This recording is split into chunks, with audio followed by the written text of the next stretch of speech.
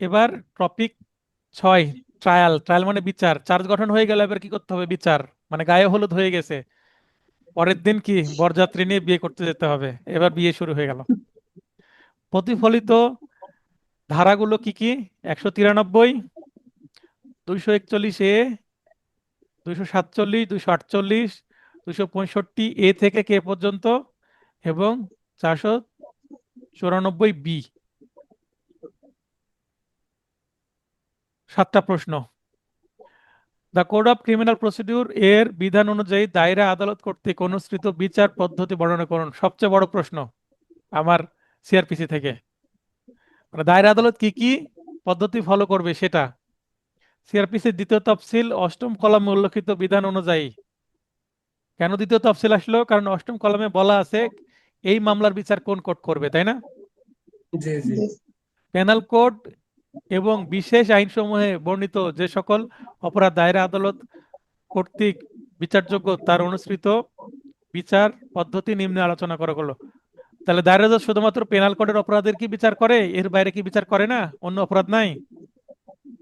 আরো জি তো আছে তো বিশেষ স্যার। অপরাধ অনেক আছে, তাই না? জি জি মাদক মাদক মামলা দায়রা জজে হয়।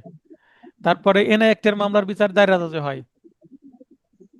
তাই এখানে আমি 2টি আইনের কথাই বলেছি, খুব চমৎকার একটা সূচনা হলো, তাই না? জি ধারা 193, আমি এটার লেখার যে পদ্ধতি, আমার যে এমসিকিউ নোট, সেটার অনেকটা আদলে করার চেষ্টা করেছে। 80% মিল আছে, তাই না? জি আছে স্যার। সেক্ষেত্রে আপনাদের লাভ কি?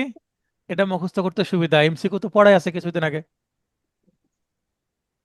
দায়রা আদালত কর্তৃক অপরাধ আমলে নেওয়া। দায়রা আদালত, দায়রা জজ আদালতের মামলা আমলে গ্রহণের আদি এখতিয়ার নেই। মানে মূল মামলা ডিরেক্ট দায়রা আদালতে করা যায় না, ক্রিমিনাল মামলা। তবে সরকার যে সকল মামলায় আদি এখতিয়ার দিবে সে সকল আমলে গ্রহণ করবে, যেমন ট্রাইব্যুনালগুলো আমলে গ্রহণ করে। হ্যাঁ, বিশেষ যে দায়রা জজগুলো আছে সেগুলো গ্রহণ করে। আবার দুর্নীতির মামলা সরাসরি কিন্তু, দুর্নীতির মামলা ম্যাজিস্ট্রেট কোর্টে করার বিধান নাই। বুঝতে পেরেছেন? দায়রা জজে দায়ের করতে হয়। এ ধরনের বিশেষ কিছু মামলা আছে। দায়রা জজ আদালত অত্র ধারায় কোনো মামলা গ্রহণপূর্বক বিচারের জন্য অতিরিক্ত দায়রা জজ ও যুগ্ম দায়রা জজ আদালতে প্রেরণ ও বদলি করেন।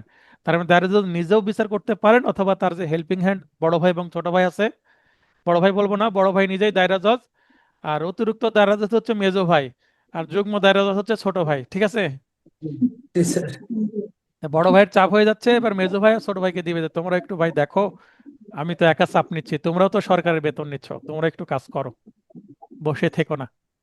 এমনি কিন্তু মামলার জট অনেক আমাদের বাংলাদেশে। 265 শুরু হয়ে গেল বিচার। আর 93 আমলে গ্রহণ, মানে টেকিং কগনিজেন্স ইংরেজিতে। আচ্ছা, কখন আমলে গ্রহণ করবে? ম্যাজিস্ট্রেট কোর্টের কোনো মামলা করা হলো বা থানায় কোনো মামলা হলো, ম্যাজিস্ট্রেট কোর্টে কিছুদিন চলার পরে সেটা বদলি হয়ে ট্রান্সফার হয়ে দায়রা জজে আসে, তাই না? তারপর দায়রা জি জজ মানে বড় ভাই নিজেই মামলা বিচার করেন, অথবা মেজো এবং ছোট ভাইকে দিয়ে দেয় বদলি করে, চাপ একটু লোড কমানোর জন্য। পাবলিক প্রসিকিউটর মানে পিপি সংক্ষেপে মামলা পরিচালনা করেন। কেন করেন? কারণ পাবলিক প্রসিকিউটরকে কে নিয়োগ দিয়েছে? সরকার। জি জজকে কেউ নিয়োগ দিয়েছে? সরকার। তাহলে দুইজনই সরকারি জি লোক, তাই না? জি তাহলে দুইজনই ন্যায় বিচার নিশ্চিত করবে। মানে পাবলিক প্রসিকিউটর আদালতের পক্ষে কাজ করে। দায়রা আদালতে অভিযোগকারী বা সরকারের পক্ষে পাবলিক প্রসিকিউটর প্রতিটি মামলা পরিচালনা করেন। বিতে বলা হচ্ছে অভিযোগকারী পক্ষে বক্তব্য শুরু। আসামি অত্র কার্যবিধির 205 ধারায়, এখানে বলতে সি কে বোঝানো হচ্ছে, বিজ্ঞ আদালতে হাজির হলে, তাহলে আমি এইটা সি করে দেব নেক্সট প্রিন্টের সময়, আরো পারফেক্ট হয়ে যাবে, তাই না? জি স্যার। পাবলিক প্রসিকিউটর যে সাক্ষ্য প্রমাণ দ্বারা আসামিকে দোষী প্রমাণ করতে চান তা বিবৃত করার মাধ্যমে শুনানি শুরু করবেন। দেখবেন সিনেমাতে একটা মামলা শুনানি শুরু হলো, পাবলিক প্রসিকিউটর দাঁড়িয়ে মামলা ব্রিফ করে যে এটা কি সংক্রান্ত মামলা, এবং সঙ্গে সঙ্গে বলে যে একে কঠোরতম সাজা দেওয়া হোক এবং দৃষ্টান্ত সৃষ্টি করা হোক, যেন এই ধরনের অপরাধ করে কেউ সাজা না, মানে সাহস না করে। জি এইভাবে শুরু করে, তাই না? জি সিতে বলা হচ্ছে অব্যাহতি বা ডিসচার্জ। ম্যাজিস্ট্রেট কোর্টে 241A আর দায়রা আদালতে 265C অব্যাহতি বা ডিসচার্জ। নথি পর্যালোচনা ও কাগজ বিবেচনা পূর্বক উভয় পক্ষের বক্তব্য শোনার পর, আচ্ছা, আসামি পক্ষ কোনো কাগজ দাখিল করতে পারবে না, ঠিক আছে, তো আসামি পক্ষ তো শুনানি করবে কিসের ভিত্তিতে? বাদীপক্ষের মামলায় কি কি আছে, কি কি ভুল ত্রুটি আছে, কি কি লুফল আছে, কি কি দুর্বলতা আছে, সেখানে আঘাত করবে। বুঝতে পেরেছেন? জি হ্যাঁ, জালাল সাহেব বলেন, হাত উত্তোলন করেন। জি স্যার, জি বলতে চাচ্ছিলাম যে এই 205, যে সির জায়গায় যে বড় জায়গায় যে সি লিখবো, 205 কি ইংলিশে লিখতে হবে? 205। না না, এই যে 205 বাংলায় লেখেন আর এখানে গ কে সি করে দেন, যেহেতু আমি যে 265B সি এভাবে করেছি। বুঝতে পেরেছেন? তার মানে আমি বলি যে ওইটা যদি ইংলিশে হয় তো ওইটা কি ইংলিশ হবে কিনা এটা না না, সমস্যা নেই, আমি তো ইংলিশে লিখি নিখো। 205 কে আমি 205 তো লিখি নিখো। আর এখানে যে আমি সি, দন্ত স রসিকারি সি, যেমন এই যে এখানে সি আছে, এই যে এখানে, হ্যাঁ, এই যে এখানে সি আছে, এই সি দিতে বলছি, ইংরেজির সি না, ABC না। বুঝতে পেরেছেন? মানে লেটার হবে, বর্ণ হবে বাংলা, ভাষা হবে ইংরেজি। ঠিক আছে? এটা হচ্ছে জুডিশিয়ারির স্টাইল। ওকে স্যার, এই জন্য আমি ধন্যবাদ। কনফিউশন থাকলে অবশ্যই প্রশ্ন করবেন। আপনার প্রশ্নটা খুব চমৎকার হয়েছে, আপনার টু দা পয়েন্ট প্রশ্ন করেছেন, এই টাইপের প্রশ্ন আমার ভালো লাগে। ছোট প্রশ্ন হোক, সাহস করে করবেন। আদালতে সাহস করেই তো শুনানি করতে হবে ভাই, অ্যাডভোকেটরা তো ভয় পেলে হবে না। মামলা চালানোর যথেষ্ট কারণ না থাকলে কারণ লিপিবদ্ধপূর্বক আসামিকে অব্যাহতি প্রদান করবেন। তাহলে আসামি পক্ষের আইনজীবী বললে, স্যার এই মামলা সঠিক নয়, দেখেন মামলাতে কত ভুল ভ্রান্তি আছে, আসামি কোনো অপরাধী করেনি, ভুল মামলা, মিথ্যা মামলা, এই ধরনের নানান কথা বলবে এবং কিছু যুক্তি দেখাবে। কিসের ভিত্তিতে? ওই বাদীর মামলার মধ্যে কি ফাঁক ফোকর আছে সেটা, লুপ হোলস। দিতে বলা হচ্ছে অভিযোগ গঠন বা চার্জ, তাহলে আসামি যদি অব্যাহতি না পায় তাহলে তার বিকল্প কি? চার্জ গঠন হবে, মানে গায়ে হলুদ শুরু হবে। অভিযুক্ত আসামি অপরাধ করেছে মর্মে প্রতীয়মান হলে আনুষ্ঠানিকভাবে, মানে আনুষ্ঠানিকতা শুরু হলো, বিয়ের হোক আর জি বিচারের হোক, এটাই হচ্ছে আনুষ্ঠানিকতা। লিখিত অভিযোগ বা চার্জ গঠন করা হবে। আগে কথাবার্তা চলছিল কাজের মাধ্যমে বা আত্মীয়র মাধ্যমে, ঠিক হয়ে গেল, এবার শুরু হয়ে গেল অনুষ্ঠান। আসামিকে অভিযোগ পড়ে শোনাতে হবে, ব্যাখ্যা করে বোঝাতে হবে, তার মানে এবার বর হোক কনে হোক মুখে মিষ্টি খাওয়াতে হবে, তাই না? জি গায়ে স্যার হলুদ দিয়ে গোসল করাই দিতে হবে। অতঃপর দোষী না নির্দোষ জিজ্ঞাসা করতে হবে। আমি এই কথাগুলো যে বলছি, অনেকে যারা ইউটিউবে ভিডিও দেখবেন তারা ধরতে পারবে না যে বিয়ের সাথে এগুলো কি বলছে স্যার। আপনারা ঠিকই অ্যাকচুয়ালি বুঝতে বর পারবেন। কি আসামি স্যার? বর কোনে আসলে আসামি মনে হচ্ছে। আসামি তো, বর করে তো আসামি, বিয়ে দেওয়া মানে আসামি না, পরস্পর পরস্পর সাথে একই ছাদের নিচে বসবাসের জন্য জন্ম জন্মান্তরের জি বিবাহ। স্যার। বিয়ে হ্যাঁ মানেই হ্যাঁ। যেই দিনকে বিয়ে কমপ্লিট হয়ে গেল মানে দুইজনারই কি জেলখানা। না, ঠিক বলেছেন। বর জি হচ্ছে স্যার। নিজের ঘরে জেল খাটবে, আর স্ত্রী হচ্ছে হ্যাঁ, স্বামীর ঘরে যে জেল খাটবে, দুইজনেই তো জেল খাটা। মানে দুইজনারই আসলে ঠিক। বিয়ের আগে যে স্বাধীনতা থাকে, বিয়ের পর সেই স্বাধীনতাকে ভোগ করা সম্ভব? না, জি না স্যার। স্বাধীনতা ভোগ করলে সংসার সেটাই। টিকবে না, তো কম্প্রোমাইজ আন্ডারস্ট্যান্ডিং আসবেই। হ্যাঁ, সেটাই। 265E, দোষ স্বীকার করলে দণ্ডাদেশ। এখন যদি চার্জ গঠনের সময় সে যদি দোষ স্বীকার করে, বলে হ্যাঁ আমি দোষ দোষ করেছি, বিশেষ করে ছোট ছোট মামলায় দোষ স্বীকার করে, অভিযুক্ত আসামি দোষ স্বীকার করলে তা লিপিবদ্ধ পূর্বক বিচারিক ক্ষমতা অনুসারে দণ্ডাদেশ প্রদান করবেন। বিচারিক ক্ষমতা কেন বলা হচ্ছে? যতটুকু সে সাজা দিতে পারে, তাই না? যদি যুগ্ম দায়রা জজ জি। বিচার করে, যুগ্ম দায়রা জজকে মৃত্যুদণ্ড দিতে পারবে? না স্যার, অনধিক তাই 10 আমি বছর এখানে বিচারিক ক্ষমতা শব্দটা উল্লেখ করেছি, মানে জি যার জি ঠিক যতটুকু আছে। দেওয়ার ক্ষমতা আছে। এফ, অভিযোগকারী পক্ষের সাক্ষ্য গ্রহণের তারিখ। তার মানে এটা চার্জ গঠন হয়ে যাওয়ার পর কি পরবর্তী তারিখ দেওয়া হয় কিসে? সাক্ষ্য গ্রহণ। ম্যাজিস্ট্রেট কোর্টে লেখা থাকে সাক্ষ্য বা সাক্ষ্য গ্রহণের জন্য, আর দায়রা জজে বা ট্রাইব্যুনাল লেখা থাকে বিচার। একই জিনিস, কিন্তু আপনি কজ লিস্ট দেখবেন, ম্যাজিস্ট্রেট কোর্টের কজ লিস্টে লেখা থাকে সাক্ষ্য গ্রহণের জন্য বা সাক্ষ্য বা সাক্ষী, এই কথা লেখা থাকে। আর দায়রা আদালতে লেখা থাকে বিচার, মানে ট্রায়াল ইংরেজিতে। একই জিনিস, কিন্তু ওটাও সাক্ষ্য গ্রহণী। আর সিভিলে হলে লেখা থাকে কি? পিএইচ। সিভিলে হলে পিএইচ। একই কাজ, কিন্তু সাক্ষ্য গ্রহণে কিন্তু এক এক কোর্টে এক এক ভাষা। জি স্যার। তো দোষ অস্বীকার কিংবা বিচার প্রার্থনা করলে, যদি বলে আমি নির্দোষ, তার মানে সে অস্বীকার করছে আমি অপরাধী না, তার মানে সে বিচার প্রার্থনা করছে, তার মানে সাক্ষী হোক। অভিযোগকারী পক্ষের আবেদনক্রমে সাক্ষ্য গ্রহণের জন্য দিন ধার্য করবেন। সাক্ষী উপস্থিত হতে বা দলিল পেশ করতে প্রসেস তথা সমন ও পরোয়ানা জারি করবেন।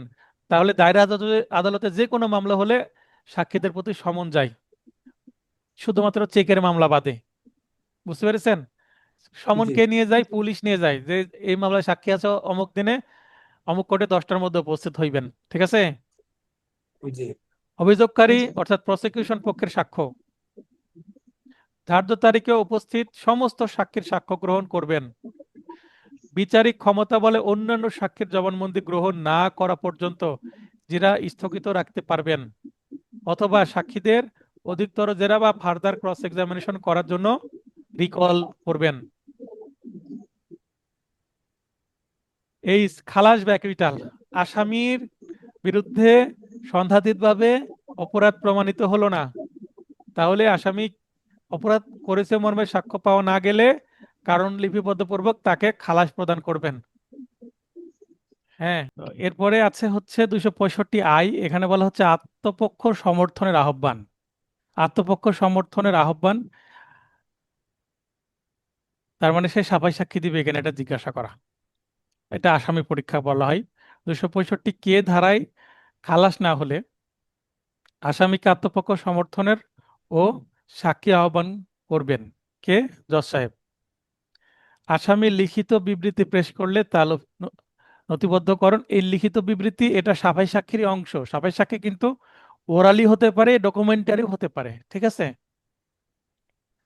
আসামি সাক্ষী বা দলিল উপস্থিত করতে প্রসেস তথা সমন বা পরোয়ানার আবেদন করলে আদালত তা মঞ্জুর করবেন, যদি না আদালত মনে করেন যে প্রসেস আবেদনের উদ্দেশ্য বিরক্তি, বিলম্ব বা ন্যায় বিচার ব্যাহত করা, তবে কারণ লিপিবদ্ধপূর্বক তা নামঞ্জুর বা অগ্রাহ্য করবেন। আচ্ছা, সাধারণত আসামি যদি বলে যে আমার একটা সাক্ষীকে যদি আদালত থেকে সমন দেওয়া হয় সে আসবে, এমনিতেই তাকে ডাকলে আসছে না, ঠিক আছে, সেই ক্ষেত্রে জি আদালত যদি লক্ষ্য করে যে না এটার দরকার নাই, একটা সাফাই সাক্ষী দিয়ে তার ফল খুব একটা মানে চেঞ্জ হবে না, কারণ আসামি সাফাই সাক্ষী দিলে হ্যাঁ একটা মামলায় বিচারে প্রভাব পড়ে, রায়ে প্রভাব পড়ে, কিন্তু প্রসিকিউশন পক্ষের সাক্ষী এবং সাক্ষীকে জেরা করার সময় আসামি পক্ষ কতটুকু ফায়দা নিতে পারলো সেটাই আসলে মূল বিবেচ্য বিষয় হয়ে দাঁড়ায়।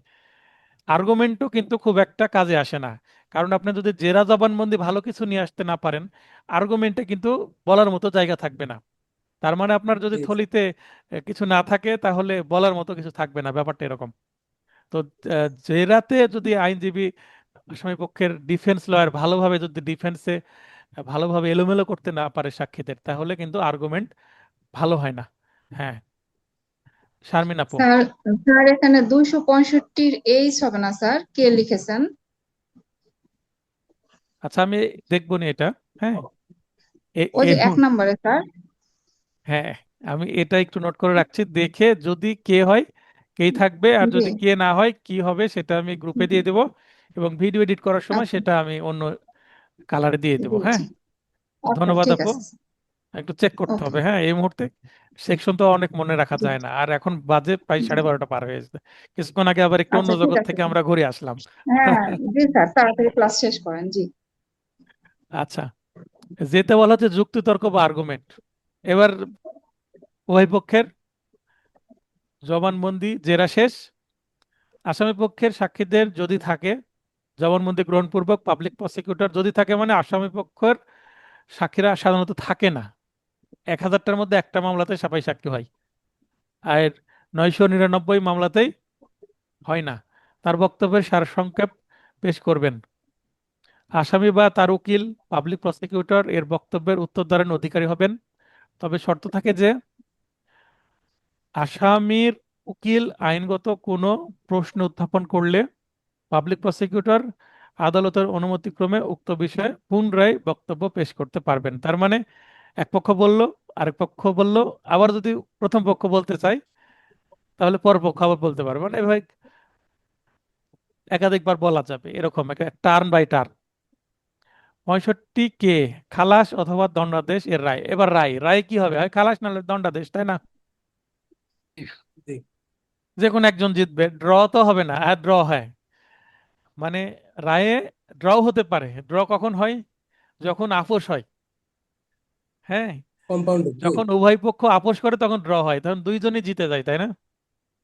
জি স্যার, যুক যুক আহ, এটা যুক্তি তর্ক হবে স্যার। এটা ঠিক করতে হবে।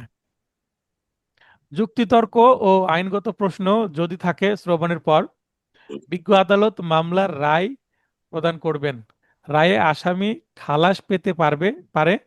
আবার অপরাধ সন্দেহাতীতভাবে প্রমাণিত হলে, সন্দেহাতীত শব্দের অর্থ কি, যেখানে সন্দেহ নেই, সন্দেহের কোনো অবকাশ নেই, ইংলিশে হচ্ছে বিয়ন্ড ডাউট, জি আইনানুগ সাজাও পেতে পারেন।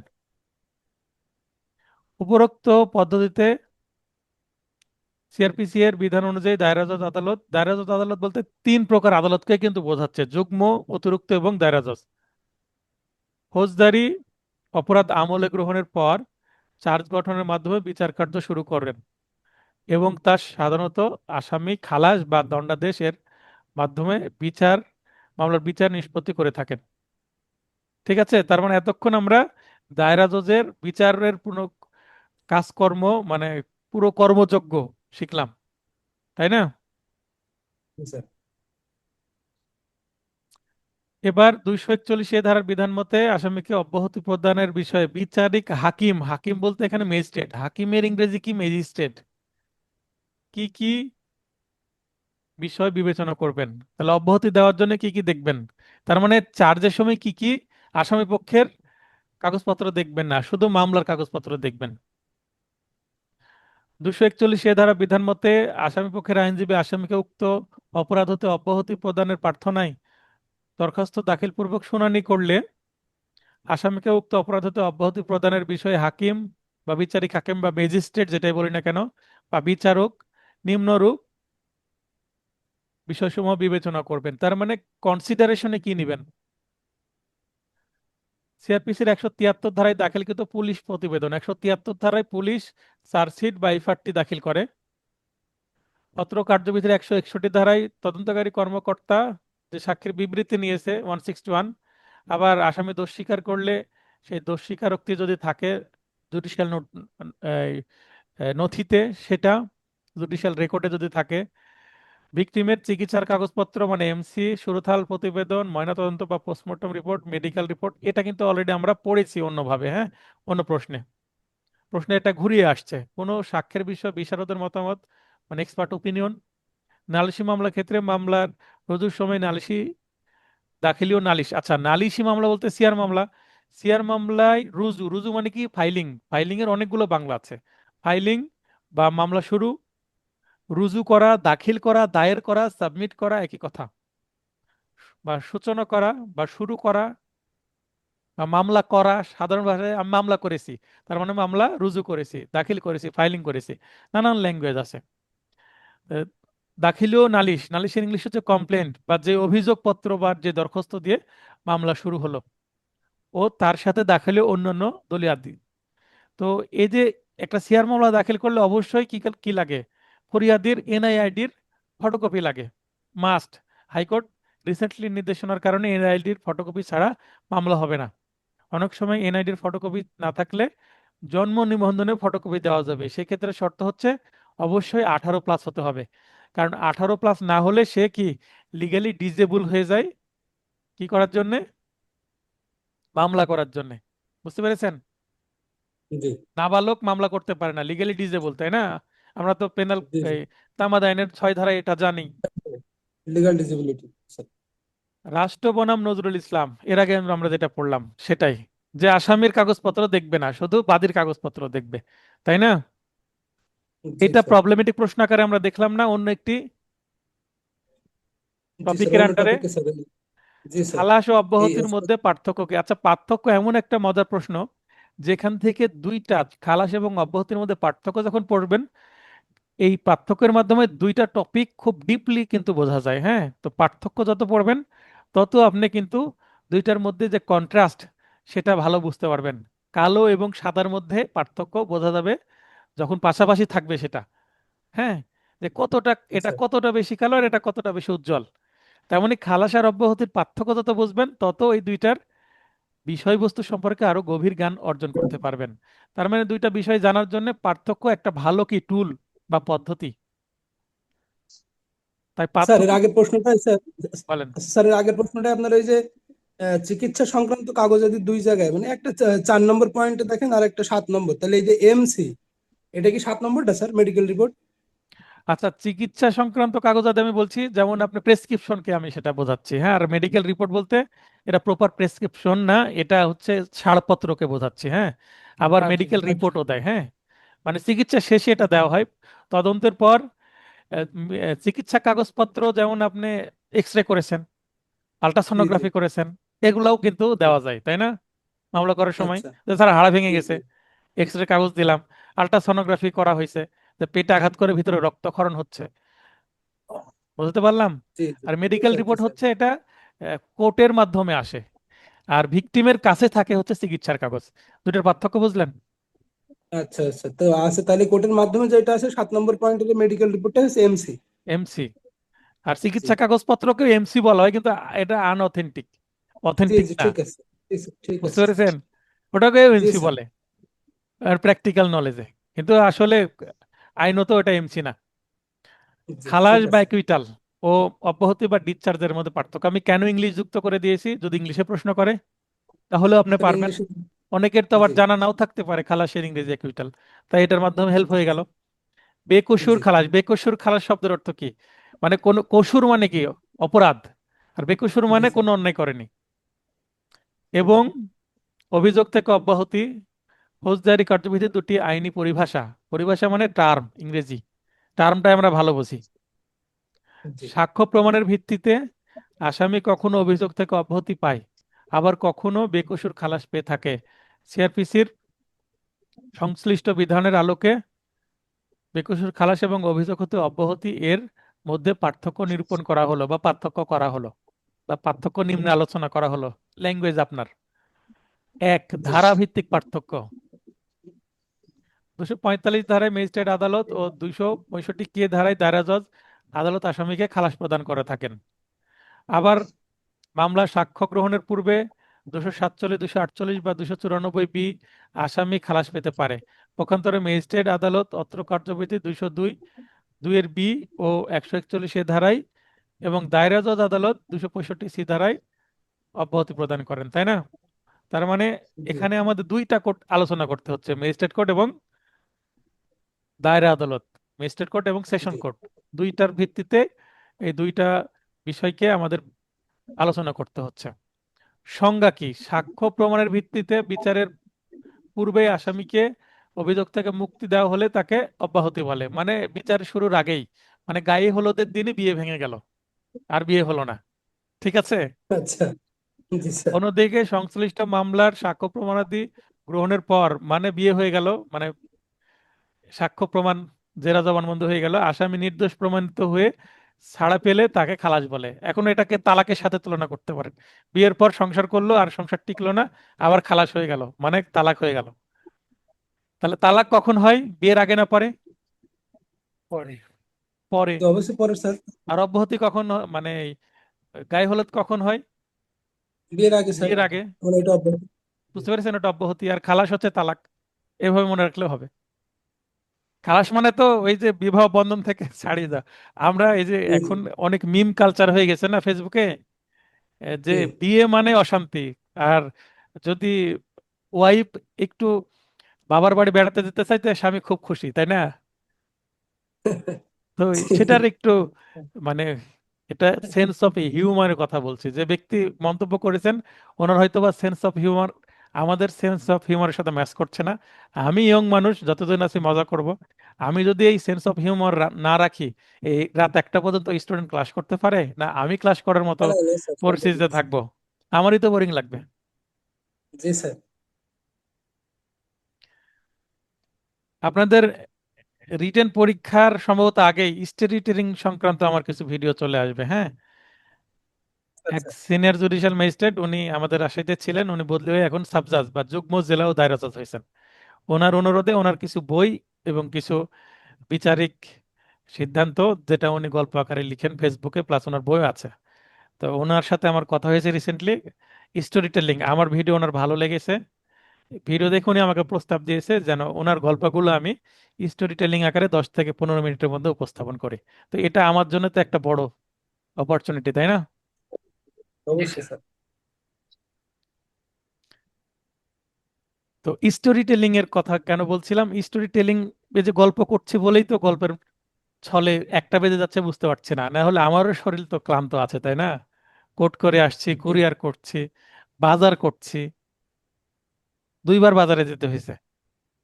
গ্রামে থেকে আমি এতটা সাপোর্ট দিতে পারতাম না, শহরে থাকি তো 10 মিনিটের ব্যবধানে বাজার সবকিছুই পাওয়া যায়। বিবেচ্য বিষয়সমূহ, মানে অব্যাহতির ক্ষেত্রে কি বিবেচ্য বিষয়সমূহ এবং খালাসের ক্ষেত্রে কি। তাহলে অলরেডি অব্যাহতির ক্ষেত্রে বিবেচ্য বিষয়সমূহ আমরা দেখলাম না, মেডিকেল রিপোর্ট টিপোর্ট এগুলো, তাই না? আর অন্যদিকে জি খালাসের ক্ষেত্রে উপরোক্ত বিষয়াদি ছাড়াও খালাস করার ক্ষেত্রে অব্যাহতির জন্য নথিতে আগে যা কিছু আছে সেগুলো তো আছেই। আর চার্জ গঠনের পর আরো কি তথ্য যুক্ত হয়, জবানবন্দি জেরার সময় জবানবন্দিতে বাদীপক্ষ কি দিতে পারে, কাগজপত্র জমা দিতে পারে না? আবার দিতে জবানবন্দি পারে। জেরা যেটা বললো সেটা আবার ডিপোজিশন আকারে বিচারক নোট করে নিলেন না, লিপিবদ্ধ করলেন জি না, জি সেগুলো তো যুক্ত হলো নথির সাথে, তাই না? তার মানে নথি একটু তো হেলদি হলো, মোটা হলো, তাই না? জি স্যার। সাক্ষীদের প্রদানকৃত সাক্ষ্য বিশেষভাবে বিবেচনা করা হয়, তার মানে এই যে সাক্ষীর প্রদানকৃত সাক্ষ্য, একজন মামলা সঠিকভাবে সাজিয়েছে, মামলা সঠিক আছে, কিন্তু সাক্ষীরা এক একজন এক একভাবে কথা বলে এলোমেলো করে ফেলেছে, আসামি খালাস পাবে। তার মানে যতই মামলা ভালো করে লেখা হোক, সাক্ষীরা যদি ঠিকভাবে জবানবন্দি দিতে না পারে এবং জেরা থেকে এলোমেলো হয়ে যায়, তাহলে কিন্তু আসামি খালাস পাবে ডেফিনেটলি। বুঝতে পারলেন? জি জি আর মামলা আমরা ঠান্ডা মাথায় বসে বসে লিখছি, কোথায়? চেম্বারে বসে। লিখার পরে সেটা রিভিশন করছি, ভুল হচ্ছে আবার চেঞ্জ করছি। আমি এরকম হয়েছি, আমার সিনিয়র একটা মামলা আমাকে 7বার লিখাইছে পলিশ করে করে পারফেক্ট করার জন্য, যেন ওয়ারেন্ট দেয় আসামির। এবং সেটা সাকসেস হয়েছে। মানে যেই মামলা আপনি যত সময় দিবেন, যত রিভিশন করবেন, যারা লিখার মধ্যে আছেন, লিখনের মধ্যে আছেন, যত সময় দিবেন তত ভালো হবে। দেখেন এই নোটটা আমার, আমি কত সাল থেকে দিচ্ছি, তারপরে দু একটা বানান ভুল হচ্ছে, যেমন আজকেও 2-3টা বানান আমি রেড করে রাখলাম, তাহলে নেক্সট প্রিন্টে এই নোটটা, ওই বানানটাও কারেকশন হয়ে যাবে, তাই না? ধীরে ধীরে ধীরে ধীরে জি স্যার। যতবার পড়ছি ততবার কারেকশন হচ্ছে, পারফেকশন। তাহলে এটা কেন আমি বলছি যে আপনি যতই ঠিকভাবে লিখেন, আপনি বারবার পড়েছেন, কারেকশন করে মামলা লিখেছেন, কিন্তু সাক্ষীরা আপনার মামলা অনুসারে ঠিকভাবে ডেলিভারি দিতে পারলো না জবানবন্দি জেরায়, তাহলে কিন্তু আর সেটার কাজে লাগবে না। তাহলে সাক্ষ্য প্রমাণের মূল পয়েন্টটা কি? দালিলিক সাক্ষ্য এবং ওরাল এভিডেন্স সবচেয়ে গুরুত্বপূর্ণ। বুঝতে পারলেন?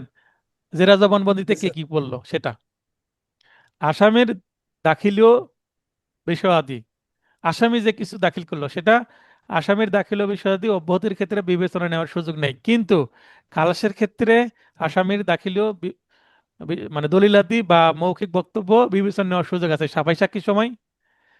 তার মানে অব্যাহতির সময় সাফাই সাক্ষী প্রযোজ্য না, কিন্তু খালাসের ক্ষেত্রে মানে মামলার বিচার শেষে আর্গুমেন্টের ঠিক আগেই সাফাই সাক্ষী দেওয়ার সুযোগ আছে।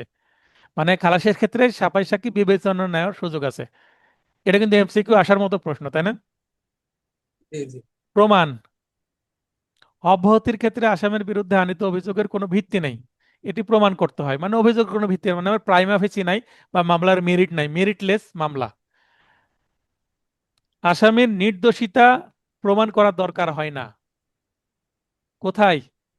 অব্যাহতি সময় আসামিকে কখনো আমি নির্দোষ সেটা বলতে হয়, প্রমাণ করতে হয় না। আসামি যে দোষী সেটা প্রমাণ করার দায়িত্ব বাদী পক্ষের, আসামির না। এটা হচ্ছে আমাদের সিস্টেম, এটা কমন ল সিস্টেম। বুঝতে পেরেছেন? এটা জি হচ্ছে স্যার। এই ব্রিটিশরা আমাদেরকে এই আইন দিয়েছে, এই প্রসিডিউর দিয়েছে, কিন্তু বিশ্বের অনেক দেশেই কিন্তু এই কমন ল সিস্টেম নাই। বুঝতে পেরেছেন? বিশ্বের আচ্ছা অনেক দেশে আসে আসামিদের নির্দোষ সেটা আসামিকে প্রমাণ করতে হবে, বাদী শুধু মামলা করবে, এরকমও আছে। আচ্ছা। এটা হচ্ছে রোমান ল, হ্যাঁ আমার কাছে রোমান ল এর বই বই আছে। রোমান ল সম্পূর্ণ ভিন্ন আমাদের এই আইনের থেকে, ব্রিটিশ ল এর একেবারে বিপরীত। ইকুইটির উপর ভিত্তি করে অনেক, আমাদের যেমন এছাড়া একটা ইকুইটির একটু ব্যবহার আছে, কিন্তু এখানে জি ইকুইটির কোনো ব্যবহারই নাই। এস মানে সিআরপিসি তে ইকুইটির কোনো ব্যবহার নাই। সন্দেহ হলে আসামিকে খালাস। কেন অল্প সাজা দেওয়া যেত না? তাহলে তো ইকুইটি হতো নাকি? জি, তা ঠিক। এখানে ইকুইটির কোনো সুযোগ নাই, কমন ল এটা। কিন্তু শুধু এছাড়া একটা আমাদের একটু ইকুইটি আছে। অন্যদিকে বেকসুর খালাসের ক্ষেত্রে আসামির নির্দোষিতা প্রমাণ করতে হয়। বুঝতে পেরেছেন? জি নির্দোষিতা যদি প্রমাণ না হয়, আসামিকে প্রমাণ করতে না হলেও কিন্তু পরিস্থিতিতে আসামি সেটাই, যে আসামি নির্দোষ সেটা প্রমাণিত হয়ে যায়, যে পক্ষের মাধ্যমে হোক। অনেক সময় আসামিকেও সাক্ষী দিতে হয়, যেমন পিলে অফ এলিবিশন যদি সে দাবি করে, বা সে যদি বলে যে এটা আমার রাইট অফ প্রাইভেট ডিফেন্সের কারণে আমি এই কাজটি করেছি, সেগুলো তো আসামিকে প্রমাণ করতে হবে, তাই না? জি সাক্ষ্য গ্রহণ অব্যাহতির ক্ষেত্রে আসামির পক্ষে বা বিপক্ষে আদালত কর্তৃক সাক্ষ্য প্রমাণ রেকর্ড করা হয় না, কারণ সাক্ষ্য প্রমাণের স্টেজে তো আসে না। বিয়ের আগে কি কনে স্বামীর বাসায় যাবে? যাবে না তো, কারণ এটা না, অব্যাহতির সময়, সেটাই। না গায়ে হলুদের দিন, জি সেদিন তার বিয়ে হচ্ছে না। তাই এটা রেকর্ড করার সুযোগ নেই পক্ষান্তর দ্বারা। মানে এখানে রেকর্ড করাকে যদি আমরা তুলনা করি ওই যে কবুল বলা, হ্যাঁ জিজ্ঞাসা করলো, তো এরকম হতে পারে, যেভাবে আপনারা মনে রাখেন। তবে কোনো রেফারেন্স দিয়ে যদি এই ধরনের ঘটনা, একটা কঠিন জিনিসকে মনে রাখেন, সেটা মনে থাকে। পক্ষান্তরে বেকসুর খালাসের ক্ষেত্রে আদালত কর্তৃক আসামির পক্ষে বিপক্ষে সাক্ষ্য প্রমাণ রেকর্ড করা হয়, যার ভিত্তিতে সে নির্দোষ প্রমাণিত হয়। বিপক্ষে বাদীপক্ষ বলে, আর পক্ষে জেরাতে আসামি পক্ষের আইনজীবী লিডিং কোশ্চেন করে কিছুটা আসামির পক্ষে নেওয়ার চেষ্টা করে, তাই না? জি জি আবার সাফাই সাক্ষীতে পুরোটাই জবানবন্দি পক্ষে নেওয়ার চেষ্টা করে। রায় হিসাবে বিবেচনা মানে অব্যাহত কি রায় না খালাস রায়? অব্যাহতি নিশ্চয় রায় না, তাই না? জি অব্যাহতি, জি জি স্যার। অব্যাহতির আদেশকে মামলার চূড়ান্ত রায় হিসাবে গণ্য করা হয় না। তার মানে ওই যে সিভিলের ডিক্রি আর অর্ডারের মতন, এবং তাই না? আদেশ। তাহলে এটা মানে অর্ডারের একটা মতন, আদেশ থেকে বড় দিস ইজ কিছু। নট জি ডিক্রি যদি তুলনা করি। যদিও জি জি জি। ক্রিমিনাল কোর্টের জাজমেন্টকে ডিক্রি বলা যায় না। অন্যদিকে বেকসুর খালাসের আদেশকে মামলার চূড়ান্ত রায় হিসেবে গণ্য করা হয়। তার মানে খালাস চূড়ান্ত রায়, মানে এবারে ফাইনাল, তাই না? জি জি তার স্যার। মানে আমরা যদি বলি যে টার ওই যে স্কুলে first terminal examination, final examination, ঠিক আছে, এভাবে জি যদি বলি তাহলে কি হয়? এটাও কিন্তু ম্যাচ করে, তাই না? যে অব্যাহতি হচ্ছে জি ফার্স্ট টার্মিনাল এক্সামিনেশন, যেটার ভিত্তিতে কি কেউ এক শ্রেণী থেকে অন্য শ্রেণীতে যায় না, মানে পাস ফেলের এখানে বিষয় থাকে না। কিন্তু ফাইনাল এক্সামিনেশনের পরে পাস ফেল হয়, সে প্রমোশন হয়ে প্রমোটেড হয়ে উপর ক্লাসে যাবে কিনা, তাই না? বা জি। সার্টিফিকেট পাবে কিনা। প্রথম সাময়িক পরীক্ষার পর বা মিড টার্ম পরীক্ষার পর কি সার্টিফিকেট দেয়? না ফাইনাল স্যার। পরীক্ষার পর ফাইনাল। সার্টিফিকেট দেয়। এভাবে মনে রাখতে পারেন, যদি গায়ে হলুদ বিয়ে পছন্দ না হয়, ওই আমার শ্রদ্ধেয় মন্তব্যকারীর মতন, তাই না? জি জি তাহলে এটা একটু আরো ভালো শোনায়, আইনের পড়াশোনা করাচ্ছে তো। প্রতিকার, খালাসের বিরুদ্ধে কি হবে, অব্যাহতির বিরুদ্ধে কি হবে, এটাই তো প্রতিকার, তাই না? জি প্রতিকার মানে সংক্ষুব্ধ ব্যক্তি প্রতিকার, এভাবেও লিখতে পারেন। খালাসের বিরুদ্ধে সংক্ষুব্ধ মানে কি, আমি রাগ করলাম, আসামিকে খালাস দিল, বাদী রাগ করলো, এটা হচ্ছে সংক্ষুব্ধ। আপিল দায়েরের মাধ্যমে প্রতিকার পাওয়ার সুযোগ আছে। খালাসের এখানে খালাসটা আগে দিয়েছে কিন্তু, হ্যাঁ, কিন্তু অব্যাহতির জি ক্ষেত্রে আপিল করার সুযোগ নেই। তবে অব্যাহতির বিরুদ্ধে রিভিশন করা যায়। আচ্ছা, কেন আমি খালাসটা আগে লিখলাম? এটা ল্যাঙ্গুয়েজগত মাধুর্য নিয়ে আসার জন্য। আমি যদি অব্যাহতি আগে লিখি তাহলে শুনতে ভালো লাগবে না, মানে যেটা আগে পাচ্ছি, খালাসের ক্ষেত্রে আপিল করা যায়, এই পজিটিভ সেন্টেন্সটা আগে দিলাম, ইতিবাচক সেন্টেন্সটা আগে দিলাম, নেগেটিভ সেন্টেন্সটা পরে দিব। তাই বাচ্চাদের আচ্ছা। সাইকোলজি বা বাচ্চাদের যে শিশু বিকাশে না শব্দটা, নেগেটিভ শব্দটা বলাই নিষেধ। এটা তো মানেন, জানেন। রুহুল এটা ইসলাম শুনেছি সাহেব স্যার। লাইনে আছেন? তাহলে নেতিবাচক শব্দ বলা যাবে না, তাই আমরা নেতিবাচকটা পরে দিলাম, ইতিবাচক আগে দিলাম। এটা কিন্তু ল্যাঙ্গুয়েজগত একটা মাধুর্য। আপনারা চাইলে অব্যাহতি আগে রাখতে পারেন, নো প্রবলেম। না স্যার, আমাদেরও মনে রাখতে সুবিধা হবে এইভাবে। হ্যাঁ সেটাই। না আবার কিন্তু এখানে আমি ওই যে সিরিয়াল ব্রেক করলাম, যে অব্যাহতি প্রথমেই ছিল, পরে আমি দিলাম। আবার যদি আমি এটা কলাম করে করি, যে আমি বামে রাখলাম অব্যাহতি, ডানে দিলাম খালাস, তাহলে কিন্তু এই স্বাধীনতা থাকছে না। কিন্তু আপনি এই স্টাইলে লিখলে এই স্বাধীনতা থাকছে, আপনি চাইলে কিন্তু এক্সচেঞ্জ করতে পারবেন আগে পরে। দোবারা আচ্ছা। সাজা নীতি প্রযোজ্যতা। খালাসের ক্ষেত্রে একই অপরাধে আসামিকে পুনরায় সাজা দেওয়া যায় না।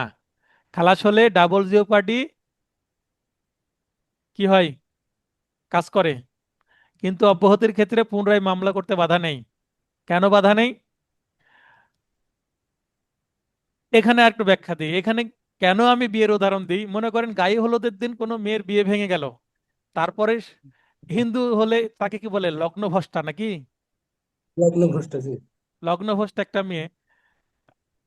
এখন মুসলমানের ক্ষেত্রে একটা মেয়ের যদি একটা বিয়ে ভেঙে যায়, বিয়ের দিনই ভেঙে গেল কথার কথা, বা গায়ে হলুদের দিনে বিয়ে ভেঙে গেল, দ্বিতীয় বিয়ে করতে গেলে কাবিনে সে কুমারী লিখবে না তালাক প্রাপ্তা লিখবে? কুমারী লিখবে স্যার। কুমারী লিখবে, কারণ বিয়েই তো হয়নি ভাই। তার মানে জি। আরেকটা বিয়ে হতে কি নাই, কোনো সমস্যা নাই। বাধা নেই। মানে ওই দুর্নাম হবে না যে আগে বিয়ে হয়েছিল মেয়ে তালাক প্রাপ্তা। বিয়ে যদি হয়ে যায়, তাহলে পরবর্তীতে একটা মেয়ে বা একটা ছেলে বিয়ে করতে গেলে তাহলে দ্বিতীয় বিয়ে, তাই না, এটা বলতে হবে। কিন্তু বিয়ে যদি গায়ে হলুদের সময় ভেঙে যায়, তাহলে তো প্রথম বিয়ে হলো না, তাহলে পরের বিয়ে করতে গেলে সেটা দ্বিতীয় বিয়ে না, প্রথম বিয়েই। তার মানে জি। অব্যাহতিটা গায়ে হলুদে বিয়ের সময় বিয়ে ভেঙে যাওয়ার মতো, বিয়ে হলোই না মানে বিচার হলো না। আর খালাসটা হচ্ছে একবার বিয়ে হয়েছিল, সেটা তালাক হয়ে আবার দ্বিতীয় বিবাহ হচ্ছে, তাই দোবারা জি। সাজা নীতির প্রযোজ্য হবে খালাসের ক্ষেত্রে, যেহেতু পূর্ণাঙ্গ বিচার হয় তাই। ঠিক আছে। জি। পেনাল কোডের 211 ধারার প্রয়োগ। 211 ধারায় কি আছে পেনাল কোডে? পেনাল কোডের 211 ধারায় আছে, যদি বাদী এই যে মিথ্যা মামলা মিথ্যা করে, অভিযোগ। যদি মিথ্যা জি। মামলা করে সেক্ষেত্রে কিন্তু বাদীর বিরুদ্ধে আসামি যারা খালাস পেয়েছেন তারা মামলা করতে পারবে। যদিও 250 ধারা সিআরপিসিতে ওই মামলাতেই ম্যাজিস্ট্রেট বা বিচারক তাকে কি করতে পারবেন, সাজা দিতে পারবেন, তাই না, জরিমানা করতে জি। পারবেন। তারপরেও আরো যদি প্রতিশোধ নিতে হয়, রাগ না থামে আসামির যে আমাকে কেন মিথ্যা মামলা করে আমার এত বড় ক্ষতি করলো, সেই ক্ষেত্রে কিন্তু, হ্যাঁ পলি আক্তার আপু।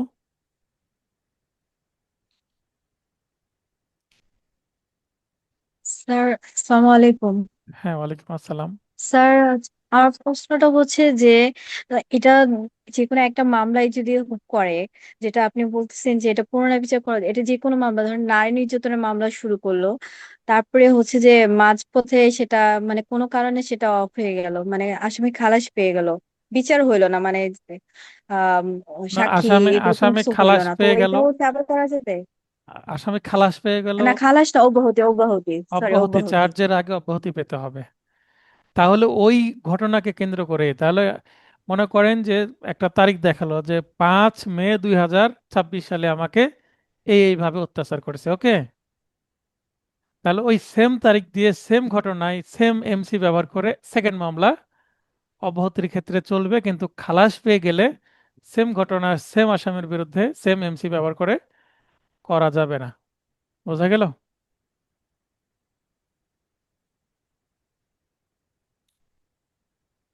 কথা বলেন, রেসপন্স করেন। আপনি তো লাইন থেকে আবার চলে গেছেন দেখছি। আচ্ছা, 211 ধারে যেটা বলছিলাম যে জি। যদি 250 ধারা সিআরপিসিতে বাদীকে যে 25,000 হোক, 50,000 হোক, বা 1 লাখ টাকা অর্থদণ্ড দেওয়া হলো জি। বা জরিমানা দেওয়া হলো, সেটা আবার কে পাবে? বাদী পাবে। তো সেটাতে সে যদি সন্তুষ্ট না হয়, সেক্ষেত্রে সে আবার তার বিরুদ্ধে পেনাল কোডের 111 ধারায় মামলা করতে পারে। এটা হচ্ছে রিভেঞ্জ শুট বলতে পারেন, হ্যাঁ, প্রতিশোধমূলক। 211 ধারা। জি। হ্যাঁ, 211 ধারায় প্রতিশোধমূলক মামলা করতে পারবে, ওকে। এবং আচ্ছা। একজন প্রশ্ন করেছেন খালাস কখন পাবে। এমসিকিউ পরীক্ষার আগের দিন রাত্রে 11 তারিখে খুব সুন্দর একটা চার্ট দিয়ে দিয়েছি, দেখতে হবে, হ্যাঁ। গ্রুপে সব সময় দেওয়া হয়, মুখের সামনে খাবার দেওয়া হয়, খাবারগুলো খেতে হবে সময় মতন। খাবার পচে যাওয়ার পর খাবার চাইলে তো হবে না। উনি খালাস কখন পাবেন এই প্রশ্ন এখন করছেন। আমি এটা চার্ট দিয়েছিলাম না ভাই পিকচার আকারে? জি স্যার, দিছিলেন স্যার। হ্যাঁ, ঠিক আছে। আরেকটু গুরুত্ব দিতে হবে আপু, গুরুত্ব দিলে পড়াশোনাটা পরিপূর্ণ হবে।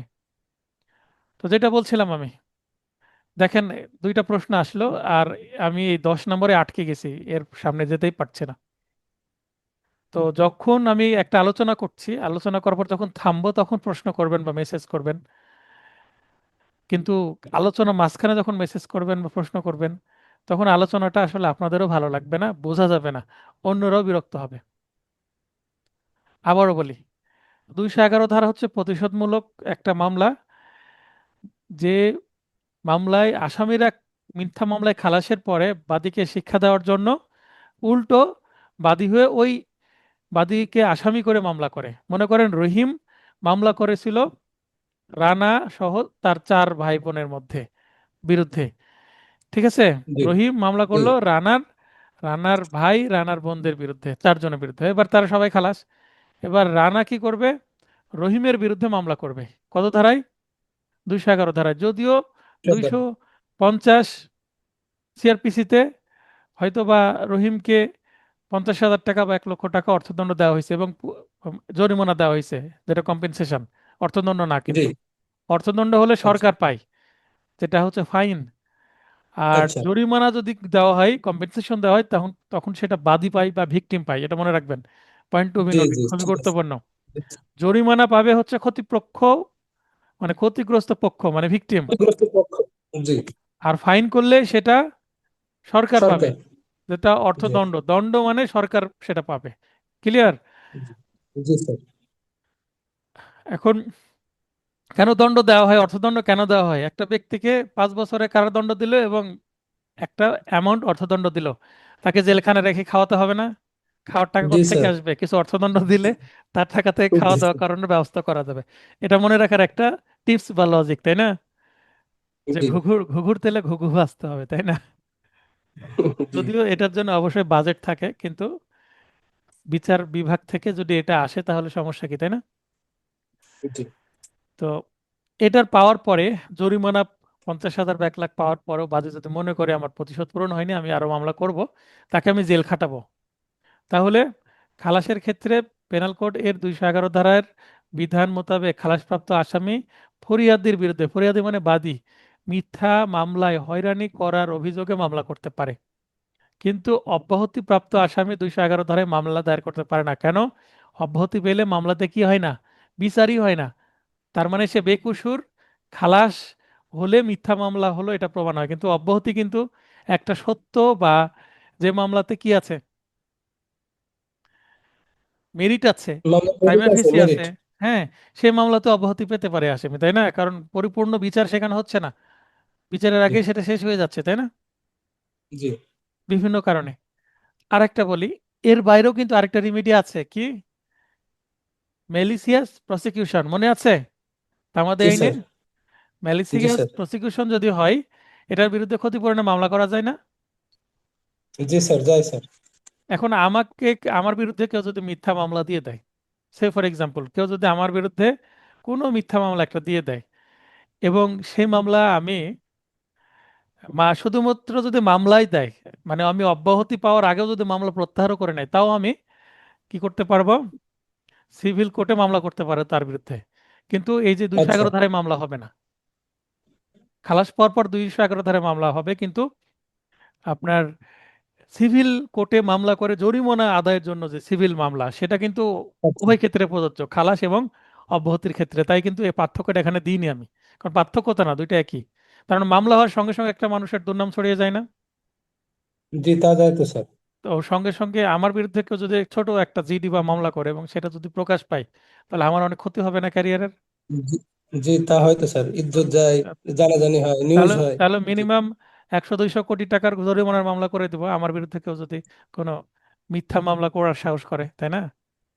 আচ্ছা এবং এটা আমি দেখাবো যে আমার কোচিং এর ইনকাম, আমি যে ইনকামটা হয়, তারপরে আমার কোর্টের যে ইনকামটা হয়, ট্যাক্স ফাইল সহ সবকিছু আমি সাবমিট করে, যে এটা আমি, আমার হ্যাম্পার হয়েছে, আমি আগামী 50 বছর যদি এভাবে প্র্যাকটিস, 50 বছরের কথা না বলে 30 বছর যদি এভাবে প্র্যাকটিস করি, তাই না, তাহলে আমার আরো কত জি। কোটি টাকা ইনকাম হতো।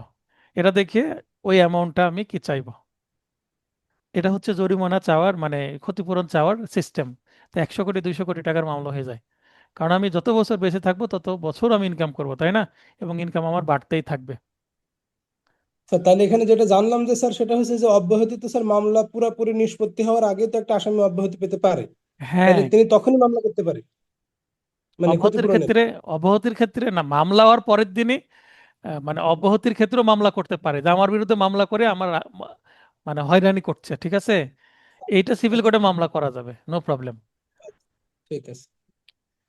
বুঝতে পেরেছেন? কিন্তু মামলা প্রমাণের জন্য এই মামলাটা যখন অগ্রসর হবে, তখন বিশেষ করে যখন খালাস পেয়ে যাবে, তখন তো ওই মামলায় ডিগ্রি পাওয়ার সম্ভাবনা বেড়ে গেল, তাই না? জি জি জি স্যার। খালাস ও অব্যাহতি সংক্রান্ত আদেশের বিরুদ্ধে প্রতিকার কি?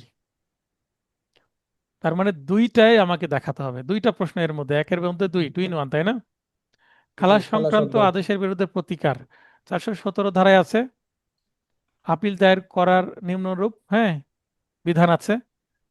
সরকার 417 ধারা আমার এমসিকিউ নোটে যেভাবে আছে মোটামুটি ওইভাবেই দেওয়া আছে, তাহলে মুখস্থ করতে সুবিধা। সরকার বা পাবলিক প্রসিকিউটরকে নির্দেশ দিলে সরকার এর পক্ষে মামলা পরিচালনা করে পাবলিক প্রসিকিউটর, তো পাবলিক প্রসিকিউটর বা পিপি কিন্তু মামলায় কি করবেন? আপিল করবেন। দায়রা জজ জি বা অতিরিক্ত দায়রা জজ বা যুগ্ম দায়রা জজ সহ, মানে 3 প্রকারের দায়রা জজ এর মূল মামলা বা আপিলে খালাস আদেশ হলে মহামান্য হাইকোর্ট বিভাগে খালাস আদেশের বিরুদ্ধে আপিল দায়ের করা যাবে। যে কোনো ম্যাজিস্ট্রেট এর খালাস আদেশের বিরুদ্ধে আপিল দায়ের করা যাবে দায়রা জজ ও মহানগর দায়রা জজ এর নিকট। তাহলে ম্যাজিস্ট্রেটের বিরুদ্ধে জেলাতেই দায়রা জজ বা মহানগর দায়রা জজে, আর দায়রা জজ 3 জনের মূল মামলায় জাজমেন্টের বিরুদ্ধে বা সেখানে আপিল করা হয়েছিল সেই আপিলের বিরুদ্ধে সেকেন্ড আপিল করতে হলে হাইকোর্টে যেতে হবে। বুঝতে পেরেছেন? জি জি ক্রিমিনাল মামলায় সেকেন্ড আপিল আছে, সিভিল মামলায় সেকেন্ড আপিল নাই। বুঝতে পেরে বুঝতে জি পেরেছেন? জি জি স্যার। 418 ধারায় যাই থাকুক না কেন, নালিশি মামলায় আইনের ভুল ব্যাখ্যার কারণে ন্যায় বিচার ব্যর্থ হলে, অর্থাৎ আসামি যদি খালাস পায়, বাদী হাইকোর্টে মামলা করতে পারবে। বুঝতে পেরেছেন? জি হাইকোর্টে আপিল করতে পারবে, জি। সরি, আপিল করতে পারবেন। দায়রা জজ, অতিরিক্ত দায়রা জজ, যুগ্ম দায়রা জজ সহ এর মূল মামলা বা আপিলে খালাস আদেশ হলে মহামান্য হাইকোর্ট বিভাগে খালাস আদেশের বিরুদ্ধে আপিল দায়ের করা যাবে। বুঝতে পেরেছেন? জি যে কোনো ম্যাজিস্ট্রেটের খালাস আদেশের বিরুদ্ধে আপিল দায়ের করা যাবে। দেখেন এখানে 1 আর 2 এর মধ্যে সিমিলারিটি আছে ক খতে, কিন্তু কোন ক্ষেত্রে সেটা বোঝা যাচ্ছে। কিন্তু বাদী বা ফরিয়াদি কর্তৃক আপিল করার ক্ষেত্রে তামাদির মেয়াদ 60 দিন। আপিল গৃহীত না হলে, সরকার দ্বারা নির্দেশিত না হলে আপিল চলবে না, মানে আপিল যেখানে বারণ করা হয়েছে।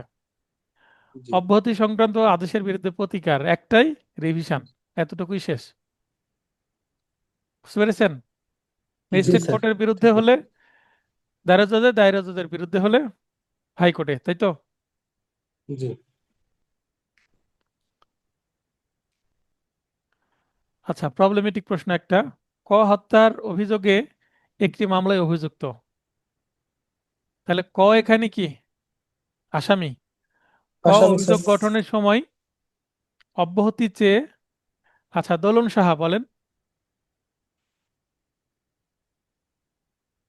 দোলন সাহা, হ্যাঁ স্যার, বলেন। মানে এই যে বললেন না যে স্যার, এই যে খালাস আদেশের বিরুদ্ধে আমরা রিভিশন দায়ের করি, যদি প্রথম আপিল না করা হয় সেক্ষেত্রে আমরা পরবর্তীতে রিভিশন দায়ের করি স্যার।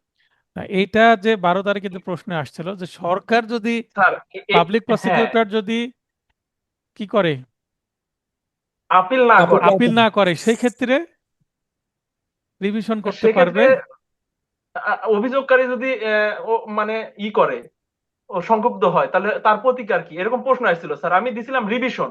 রিভিশনই হ্যাঁ, উত্তর, এটাই পরে সঠিক। ওটা দেখি যে মানে প্রশ্নটা ভুল, আমি এটা বুঝতে পারিনি স্যার। ওটা উত্তর রিভিশনই হবে, হ্যাঁ। আর এখানে হ্যাঁ আমাদের, আপনি যেটা এমসিকিউ প্রশ্ন আসছে, এটা আমাদের আলোচনার বিষয় নয়। আমরা আপিল সংক্রান্ত সকল বিধান পড়ছি না, আমরা খালাসের বিরুদ্ধে আপিল শুধু পড়ছি। বুঝতে জি স্যার, পেরেছেন? ওই যে খালাসের বিরুদ্ধে আপিলের কথাই বলছিলাম স্যার। হুম হুম। আর এখানে 418 ধারা তো আমরা আলোচনা করিনি, সেটা 418 ধারার বিষয়, ঠিক আছে? আচ্ছা ঠিক আছে। আর আমরা রিভিশন সংক্রান্ত পুরো বিধান পড়লে ওটা বুঝতে পারবো, রিভিশনে সেই কথাটা নিশ্চয়ই বলা আছে, কিন্তু এখানে অব্যাহতির বিরুদ্ধে রিভিশন এতটুকু পড়লে হবে। ওকে। জি স্যার। Okay sir. আচ্ছা, ক হত্যার অভিযোগে একটি মামলা অভিযুক্ত তার ক আসামি ক অভিযোগ গঠনের সময় অব্যাহতি চেয়ে আবেদন করে দাবি করে যে ঘটনার সময় সে অন্যত্র ছিল, তার মানে পিলা অফ এলিবি দাবি করছে, তাই না? জি ও স্যার। এর সমর্থনে কাগজাদি দাখিল করে। আদালত অভিযুক্তের দাখিলাদি কাগজাদি বিবেচনায় তাকে অব্যাহতি দেন, এটাকে আইন সিদ্ধ। সেম প্রশ্ন কিন্তু আমরা অব্যাহতির মধ্যেও রেখেছি, আবার এই ট্রায়াল এই টপিকেও রেখেছি, তাই না? জি তার মানে এইটা প্রথমে আমরা বিচার ঘটনা বিচার্য বিষয় দিব, তারপরে প্রাসঙ্গিক আইন দিব 41A তে ম্যাজিস্ট্রেট কোর্টে এবং 265C তে দায়রা আদালতে। দাঁড়িয়ে। শুধুমাত্র বাদীপক্ষের দাখিলীয় যে কাগজপত্রগুলো আছে, এই যে এখানে যেগুলো উল্লেখ আছে, সেগুলোই বিবেচনায় নেওয়া যায়, কিন্তু আসামির দাখিলীয় কাগজপত্র বিবেচনা নেওয়ার কোনো বিধান স্পষ্ট এই ধারাগুলোতে নাই। আবার একটা কেস ল পড়েছিলাম, রাষ্ট্র বনাম নজরুল ইসলাম, এখানে বলা হচ্ছে চার্জ গঠন বিষয় শুনানির সময় আসামির দাখিলীয় দলিলাদি বিবেচনায় কোনো সুযোগ নেই এবং এর ভিত্তিতে আসামিকে অব্যাহতি প্রদান করা যায় না। তার মানে আসামির বক্তব্য কখন শোনা হয়? যখন বাদীপক্ষের বক্তব্য শেষ হবে, জবানবন্দি জেরা শেষ হবে, তারপরে ঠিক আর্গুমেন্টের আগে সাফাই সাক্ষী নেওয়ার আহ্বান জানানো হয় আসামিকে। তার আগে আসামি পক্ষের কোনো কিছুই বিবেচনায় নেওয়ার সুযোগ নাই, কিন্তু শুধুমাত্র বেল হিয়ারিং এর ক্ষেত্রে বিবেচনায় নেওয়া হয়। বেল হিয়ারিং এ আসামি পক্ষ কিছু কাগজপত্র দেখাতে পারেই। বুঝতে পেরেছেন? জি তাহলে জি জি বেল স্যার। হিয়ারিংটা কি? বেল হিয়ারিংটা হচ্ছে সাপ্লিমেন্টারি জামিন প্রসিডিং। শুনানি। আচ্ছা বেল হিয়ারিংটা কিন্তু অরিজিনাল প্রসিডিং এর মধ্যে পড়ে না। একটা মামলার আচ্ছা। ফাইলিং থেকে শুরু করে জাজমেন্টের মধ্যে যতগুলো স্টেপ আছে, বেল হিয়ারিং বা বেল এটা কিন্তু রেগুলার কোনো প্রসিডিং না, এটা হচ্ছে অতিরিক্ত বা সাপ্লিমেন্টারি প্রসিডিং। বুঝতে পারলাম? যেমন আমরা জি স্যার। সিপিসিতে কি পড়েছি? রিসিভার নিয়োগ। জি 94 রেতে স্যার। জি হ্যাঁ, তারপরে সাপ্লিমেন্টারি। হ্যাঁ 94 আছে, 94A তে সরাসরি জি জারি জারি জারি, সেটা জারি আছে। মামলা। আচ্ছা, তো 94। রিসিভার নিয়োগ বা সেখানে আছে হচ্ছে কমিশন প্রদান। তো এই এই জিনিসগুলো হচ্ছে সাপ্লিমেন্টারি, যেগুলো সব মামলার ক্ষেত্রে মানে রেগুলার বা জেনারেল প্রসিডিং না। এখানেও বেল কিন্তু জেনারেল প্রসিডিং না, সেটা সাপ্লিমেন্টারি প্রসিডিং। মানে একটা মামলা বিচারের জন্য বেলটা প্রসিকিউশনের জন্য জরুরি না, বেলটা জরুরি কার? আসামির জন্য, তাই না? জি স্যার। এই কারণে আসামিকে সেখানে একটু কি দেওয়া হয়েছে, অধিকার দেওয়া হয়েছে 496 যে সে বেল পাওয়ার হকদার, যেন বিনা বিচারের আগে তাকে জেলে না থাকতে হয়। কারণ মামলার বিচার শেষে সে তো খালাসও পেতে পারে, তো যে কয়দিন হাজতে থাকলো সেই কয়দিন তার জীবন থেকে চলে গেল না, জি স্যার। এটা জি। তো আর ফিরিয়ে দেওয়া যাবে না। সেই কারণে সিদ্ধান্ত। তবে এবার এত বড় বিষয়টা স্যার সাপ্লিমেন্টারি সাবজেক্ট, এটা তো এতদিন জানতামই না স্যার। আপনি পড়ে এই যে দেখেন, আপনি অধ্যায় যখন পড়ে দেখবেন, এইটা আপনি কোথায় পাবেন? আমার foundation note, MCQ foundation note খুলে দেখেন, সেটা সাপ্লিমেন্টারি বিষয়ের মধ্যে আছে। বিশেষ করে সূচিপত্র যদি দেখেন তাহলে বুঝতে পারবেন, আচ্ছা আচ্ছা। কারণ আমরা জাজমেন্ট আলোচনার পরে সেগুলো আসবে, তাই না? জি জাজমেন্টের পরে আপিল আসবে। আপিল আপিল কততে আমরা দেখলাম? 417। আপিল 417তে একটু আগে দেখলাম না? জি স্যার। আর বেল কোথায় আসে? বেলের শুরুই হচ্ছে 496, কত দূরে? 96 97। জি 96 থেকে। তার মানে এর মাঝখানে আরো অনেক প্রসিডিং আছে। তাহলে বেলটা হচ্ছে বিচারের কোনো কিনা অরিজিনাল প্রসিডিং এর মধ্যেই পড়ে না, সাপ্লিমেন্টারি। এটা বাড়তি মানে একটা ঝামেলা, মানে আদালতের জন্যই বাড়তি একটা ঝামেলা। মামলা হয়েছে, সে ভিতরে থাকবে, যদি খালাস পাই তো বের করে দেবো, খালাস না পেলে ভিতরেই থাকবে। এই হচ্ছে এই সিআরপিসির কি মূল কনসেপ্ট। আচ্ছা। এখন এভাবে তৈরি করার পর পরে মনে হয় যারা এই আইনটা তৈরি করেছেন ড্রাফট, তাদের মনে হয়েছে না, আসামির প্রতি তো অন্যায় হয়ে যাচ্ছে, সে তো পরে খালাস পেতে পারে, তাহলে কি করা যাক, কিছু সাপ্লিমেন্টারি প্রসিডিং দিয়ে দেওয়া হোক যেন এটাকে ব্যালেন্স করা যায়। তাই এটা পরের দিকে চলে গেছে। এটা মানে আমার গবেষণা থেকে আসছে আর কি। আচ্ছা আচ্ছা। উপরোক্ত আইনের বিধান ও উল্লেখিত মামলার সিদ্ধান্ত মোতাবেক বলা যায় যে, আচ্ছা, আমি যদি সিআরপিসি ঢেলে সাজাই বা ভবিষ্যতে যদি আল্লাহ ওই জায়গায় আমাকে পৌঁছায়, তাহলে আমি এই বেলের যে বিধানগুলো এগুলো সাপ্লিমেন্টারি না রেখে এটা কিন্তু ওই ট্রায়ালের আগে, চার্জ গঠনের আগে আমি রেখে দেব। আচ্ছা, রেগুলার প্রসিডিং এ চলে যাবে। হ্যাঁ, বাস্তবে যেটা হয়, জি জি জি। একটা আসামি ধরার সঙ্গে সঙ্গে আসামির বেল নিতে হয়, আসামি ধরা পড়ার আগে আবার অ্যাড ইন্টারিম বেল, আগাম জামিনের জন্য তাড়াহুড়া করেন, বেলটা তো শুরুতেই লাগে তাই না? তো বেলটা তাহলে আমি জি কেন জি। পরে পড়ছি, মানে উল্টো হয়ে আছে না বিষয়টা? তা ঠিক স্যার। আচ্ছা, ঢেলে সাজানো দরকার আইনগুলো বাস্তবতার নিরিখে। যেমন আমরা মুসলমান, কোরআন শরীফ যে আমাদের উপরে নাজিল হয় আল্লাহর কাছ থেকে একই রাত্রে, সবে কদর তাই জি না? সবে কদরে জি। একটা রাত্রে পুরো 30 পারা কোরআন শরীফ কিন্তু নাজিল হয়ে গেছে, এবং আমাদের হযরত মুহাম্মদ সাল্লাল্লাহু আলাইহি সাল্লাম রাসূলের উপরে ধীরে ধীরে সেটা শানে নজুল। শানে নজুল কি? শানে নজুল শব্দের অর্থ জানেন? আরবি শানে নজুল। স্যার শানে নজরুল মানে যে তাৎপর্য স্যার। আর শানে নজুল মানে হচ্ছে ব্যাকগ্রাউন্ড, ঘটনার ব্যাকগ্রাউন্ড, আচ্ছা। মানে একটা ঘটনা মানে কেন ঘটলো তার হচ্ছে প্রেক্ষাপট, পেছনের প্রেক্ষাপট। প্রেক্ষাপট, হ্যাঁ ব্যাকগ্রাউন্ড। একটা আয়াত নাজিল হওয়ার জন্য একটা একটা আয়াত নাজিল হয়েছে, দুইটা আয়াত একসাথে নাজিল হয়েছে, একাধিক হয়েছে। তো একটা আয়াত নাজিল হলো, কেন নাজিল হলো? যখন একটা সিচুয়েশন তৈরি হলো প্রবলেমেটিক প্রশ্ন সমাধানের মতন, তাই না? একটা প্রবলেম জি অ্যারাইজ করলো, ওই সময় রাসূলুল্লাহ সাল্লাল্লাহু আলাইহি সাল্লামকে ওহীর মাধ্যমে জিবরাইল আলাইহিস সালাম নিয়ে আসছেন আল্লাহর তাআলার নির্দেশে, তাই না? এটার জি। সলিউশন হিসাবে। তার মানে কনটেক্সট আছে শানে নজুল, তার ভিত্তিতে এটা আসছে। তা এটা র্যান্ডমই আসছে। আমরা এখন যে কোরআন শরীফ 30 পারা দেখছি, প্রথমে সূরা ফাতিহা আছে, হ্যাঁ? সূরা শব্দের অর্থ জানেন? সূরা তো আরবি কথা। না সূরা স্যার, ওইভাবে জানি না স্যার। সূরা শব্দের অর্থ হচ্ছে ইতিহাস বা হিস্ট্রি। তার মানে কোরআন শরীফ হচ্ছে একটা কাব্যগ্রন্থের মতো, যেটা জি অবশ্যই পদ্য আকারে, হ্যাঁ পয়েম আকারে লেখা কিন্তু। এটা কিন্তু জি মানে এই কারণে ছন্দ আছে, হ্যাঁ? এবং এটা কিন্তু জি জি। একটা কি ইতিহাস টাইপের। এবং বিশ্বের যতগুলো ধর্মগ্রন্থ আছে অন্য ধর্মের, আমাদের তো আসমানি কিতাব, যে ম্যানমেড অন্য ধর্মেরও যেগুলো আছে, যেমন মহাভারত, তো জি তাদের কিন্তু এটা ম্যানমেড একজন লেখকের, সেটাও কিন্তু কাব্যগ্রন্থ আকারেই লেখা, মানে গদ্য না পদ্য স্টাইল। জি। বুঝতে পেরেছেন? তো এটাকে বলা হচ্ছে ইপিক এবং কাব্য। আচ্ছা, এটা কেন বলছি যে সূরার অর্থ ইতিহাস, ইতিহাস বর্ণনা হচ্ছে। তো আমাদের কাছে 30 পারা সূরা এই মুহূর্তে যেইভাবে সিরিয়ালে 114টা সূরা সাজানো আছে, হ্যাঁ, সেইভাবে কি আসছে রাসূল সাল্লাল্লাহু আলাইহি সাল্লামের কাছে? এইভাবে আসেনি। তাহলে এটা কিন্তু পরবর্তীতে সংকলিত হয়েছে কার মাধ্যমে বলেন? কোরআন শরীফ সংকলনকারী কে? মানে স্যার সাজিয়েছেন? উসমান আল্লাহ সাল্লাম। উসমান আল্লাহ সাল্লাম। হ্যাঁ, তৃতীয় খলিফা, তিনি জি আমাদের জন্য সেটা গুছিয়ে দিয়েছেন, এলোমেলো অবস্থায় আছে। তো আমাদের এই জি আইনগুলো কি এরকম একটা মহৎ উদ্যোগ নেওয়া উচিত, তাহলে আমাদের বুঝতে আরো সুবিধা হবে, তাই না? জি জি এই স্যার। কথাগুলো বলে আপনাদের ভিতরে একটু নাড়া দেওয়ার চেষ্টা করি, যেন আইন নিয়ে গবেষণা করেন, এআই নির্ভর পড়াশোনা করবেন না। ভারতের দুইজন আইনজীবী, একজন বাদীপক্ষে মামলা করছে এআই দিয়ে ড্রাফটিং করেছে, আরেকজন আবার এআই দিয়ে লিখিত জবাব দিয়েছে হাইকোর্টে। এই দুইজনকেই খারিজ করে এবং দুইজনকেই সাসপেন্ড করা হয়েছে।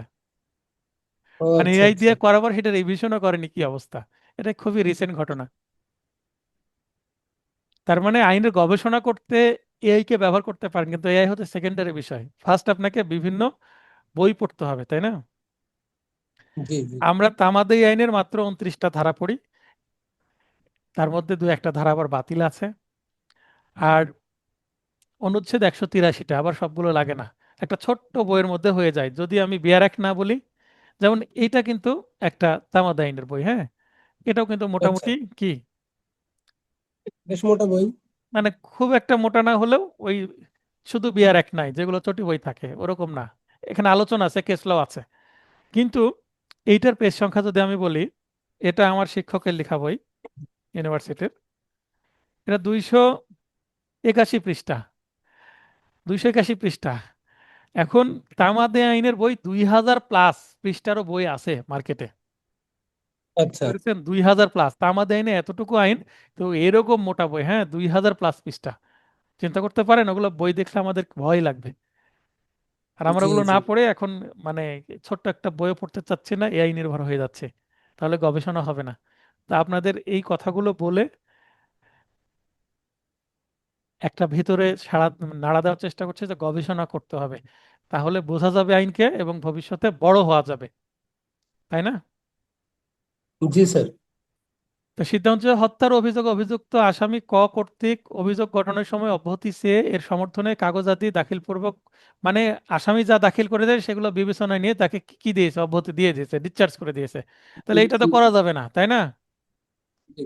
এটাই লেখা আছে, এটার বিরুদ্ধে রিভিশন করা যাবে, কারণ এটা একটা অর্ডার, ডিসচার্জ। আচ্ছা, জি। যদি অব্যাহতির দরখাস্ত বা ডিসচার্জ পিটিশন যদি মঞ্জুর করা হয় বা গ্র্যান্ট করা হয়, সেটাও একটা আদেশ, এটার বিরুদ্ধে বাদী যাবে রিভিশনে। আর যদি নামঞ্জুর করা হয় বা রিজেক্ট করা হয় তাহলে কি হবে? এটাও একটা আদেশ, এটার বিরুদ্ধে আবার কে যাবে? আসামি যেতে পারবে। বিবাদী আসামি। বুঝতে পেরেছেন? অলরেডি এরকম মামলা আমার কাছে আছে যে আসামি পক্ষ আমরা ডিসচার্জ চেয়েছি, দেয়নি, আমরা দায়রা জজে রিভিশন করেছি। দায়রা জজে রিভিশন আচ্ছা। করলে নিম্ন আদালতের যে প্রসিডিং সব কি হয়ে যাবে, স্থগিত হয়ে যাবে, কারণ পুরো মামলার সেট চলে যাবে দায়রা আদালতে। রিভিশন নিষ্পত্তি না হওয়া পর্যন্ত কি ওই চার্জ গঠন অবস্থায় কি হয়েছে থেমে যাবে, মানে গায়ে হলুদটার শেষ হবে না, ওখানে থেমে যাবে। আচ্ছা। গায়ে হলুদের দিন বিয়ে জি। ভেঙে গেছে, এখন উভয় পক্ষ চেষ্টা করছে কি করার, আবার বিয়েটাকে জোড়া লাগানোর চেষ্টা করতে করতে 1 বছর পর আবার ঠিক আছে এদের মধ্যে বিয়ে হবে, তারপরে আবার তারা বসলো, ওই একই বরকনের মধ্যে বিয়ে হলো। এটা দ্বারা কেন জি। বোঝালাম যে রিভিশনে যা হলো, রিভিশনে যে আসামিকে অব্যাহতি দেওয়া হলো না, তখন সেটা আবার ফেরত পাঠানো হলো ম্যাজিস্ট্রেট কোর্টে, আবার চার্জ গঠন হলো, বিচার চলতে থাকলো। বুঝতে পারলেন বিষয়টা? খুবই জি। চমৎকার জি। না? জি স্যার। এভাবে ভাববেন। চুরির অপরাধে বিচার চলাকালে 2 মাস জেল হাজতে থাকার পর জামিন পায় বা জামিনে মুক্ত হয়। বিচারের পর এর 6 মাসের কারাদণ্ড হয়। উপরে কত আছে? 2 মাস। আর এখানে সাজা দিল কত মাস? 6 মাস। ছয় জেল জেলখানা আর হাজতখানা দুইটা জাস্ট টার্ম ভিন্ন, কিন্তু থাকতে হয়তো ওই 14 শিকের ভেতরে, তাই না? 14 শিক মানে কি? মাস জেলখানা। সেলের মধ্যেই থাকতে হয়, তাই না? এখন জি স্যার। জেল এবং হাজতের মধ্যে পার্থক্য হচ্ছে, মামলা চলাকালীন বিচারাধীন মামলায় কেউ যদি জেলখানায় থাকে সেটাকে হাজত বলে, যেটা বলে কাস্টডি। জি।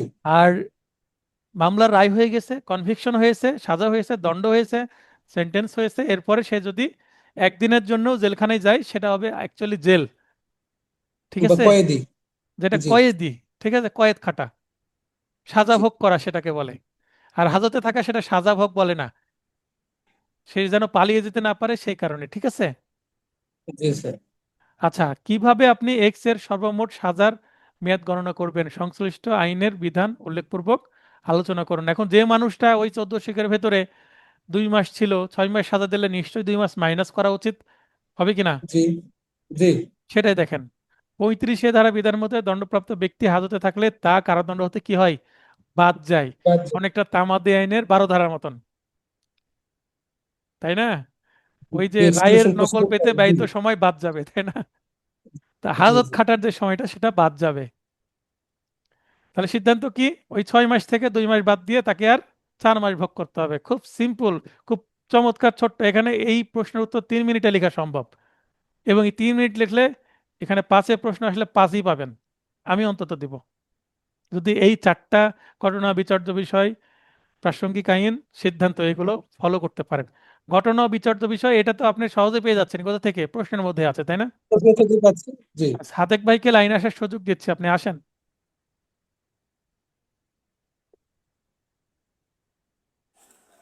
স্যার আসসালামু আলাইকুম। হ্যাঁ, ওয়ালাইকুম আসসালাম, বলেন। স্যার পেয়ে গেছি, উত্তর পেয়ে গেছি, আপনার কথা আচ্ছা, থেকে পাইছি। ধন্যবাদ। লাইনে থাকেন যদি নয়েজ না হয়। একটি মামলায় এর বিরুদ্ধে পেনাল কোডে 302 ধারায় অভিযোগ গ্রহণ করা হয়েছে, মানে খুনের অভিযোগ, তাই না? জি। 302 যে খুনের অভিযোগ, এটা তো আপনাকে আবার জানতে হবে।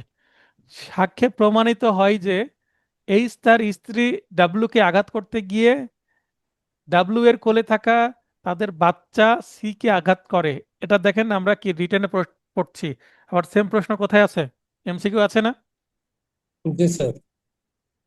এর 14 দিন পর সি মারা যায়। এটাও প্রমাণিত হয় যে যথাযথ চিকিৎসা পেলে হয়তো বা সি বেঁচে যেতে পারতো, মানে প্রপার ট্রিটমেন্ট হয়নি। সংশ্লিষ্ট আইন উল্লেখে এর আইনজীবী হিসেবে তার খালাস কিংবা সর্বনিম্ন শাস্তির জন্য আপনার যুক্তিমালা প্রস্তুত করুন। এই যুক্তিমালা বলতে কি বোঝানো হচ্ছে? আর্গুমেন্ট লিখতে হবে আমি আপনাকে, লিখতে চাই। আর্গুমেন্ট লিখতে হবে, ঠিক আছে? ও আচ্ছা এটা অনেকে আচ্ছা এটা ড্রাফটিং মনে করতে পারেন, কিন্তু এটা ড্রাফটিং না।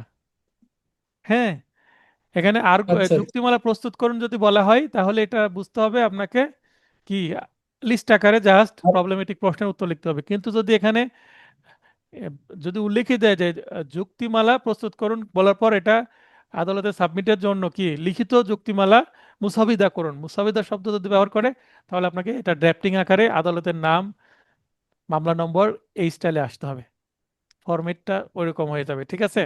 তাহলে এটা জি ডেফিনেটলি স্যার প্রবলেমেটিক প্রশ্ন, এবং এটা কেন প্রবলেমেটিক প্রশ্ন সেটার আমি ব্যাখ্যাও দিয়ে দিলাম। আচ্ছা, তাহলে ঘটনা বিচার্য বিষয় হুবহু প্রশ্ন থেকে নিলাম। এবার যুক্তিমালা, এখানে সিদ্ধান্ত টিদ্ধান্ত কিছু নাই, যা চাইছে তাই, তাই না? জি আমি এখানে চারটা গুরুত্বপূর্ণ কি দিয়েছি, পয়েন্ট পয়েন্ট দিয়েছি। তো যুক্তিমালা হলে যেহেতু দিয়ে শুরু করবেন, হ্যাঁ। আচ্ছা, আমি কার পক্ষে? আসামির পক্ষে যুক্তিমালা দিচ্ছে আসামিকে বাঁচানোর জন্য, খালাস বা যেন অল্প সাজা হয়। নিজের বাচ্চা সিকে আঘাত বা হত্যার কোনো অভিপ্রায় মানে ইন্টেনশন এইসের ছিল না, এটা সঠিক কথা না?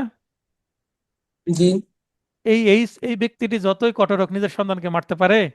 মারতে পারে না। না না না সেহেতু এইসের বিরুদ্ধে পেনাল কোডে ৩০২ ধারায় খুনের অভিযোগ গঠন সঠিক হয়নি, তার মানে চার্জ গঠন সঠিক হয়নি, তার মানে মামলার একটা দুর্বল জায়গা আমি ফোকাস করার চেষ্টা করছি, আদালতকে কনভিন্স করার চেষ্টা করছি। দেখেন, লাইন সেন্টেন্স দুইটা কিন্তু খুবই পাওয়ারফুল সেন্টেন্স, তাই না? জি ইন্টেনশন যদি না থাকে তাহলে সেটা আমি অন্যদিকে নিয়ে যেতে পারবো না, এটা কালপেবল হোমিসাইডে যদি নিয়ে যাই, জি তাহলে জি মৃত্যুদণ্ড জি থেকে জি সে কি হতে পারে, যাবজ্জীবন বা 10 বছর, তাই না? জি ইন্টেনশনটা সবচেয়ে গুরুত্বপূর্ণ হত্যার ক্ষেত্রে। যেহেতু স্ত্রী ডাব্লুকে আঘাত করতে গিয়ে ডাব্লু এর কোলে থাকা তাদের বাচ্চা সি কে আঘাতপ্রাপ্ত হয়, অর্থাৎ আঘাতটি ইচ্ছাকৃতভাবে ছিল না, তার মানে এখানে আঘাত আছে কিন্তু ইচ্ছাকৃতভাবে ছিল না। সেহেতু আসামি এইস খালাস পেতে হকদার। যেহেতু আঘাত ইচ্ছাকৃতভাবে পাইনি, তাই এখানে খালাস আমি চাচ্ছি, যেহেতু আঘাত আচ্ছা ইচ্ছাকৃতভাবে করিনি তাই। তার মানে মোটিভ নাই এখানে, এটা বোঝাচ্ছে। জি ইন্টেনশন জি এবং মোটিভের মধ্যে সামান্য পার্থক্য আছে। ইন্টেনশন মানে যখন কাজ করছি তখন মনের মধ্যে কি চলছে, আর মোটিভ মানে কাজের পেছনে যুক্তি কি, কি কারণে কাজটি জি করছে। আপনার মোটিভের মানে মোটিভ সবসময় কি যুক্তি প্রদর্শন করে, মানে মোটিভের পেছনে অবশ্যই যৌক্তিক কারণ আছে, কিন্তু ইন্টেনশনের পেছনে অনেক সময় যৌক্তিক কারণ নাও থাকতে পারে। কারণ ইনস্ট্যান্ট মানুষের মনের মধ্যে কি আবির্ভাব হয় বলা যায়, অদ্ভুত কাণ্ড মানুষ সেটাই করে ফেলতে পারে।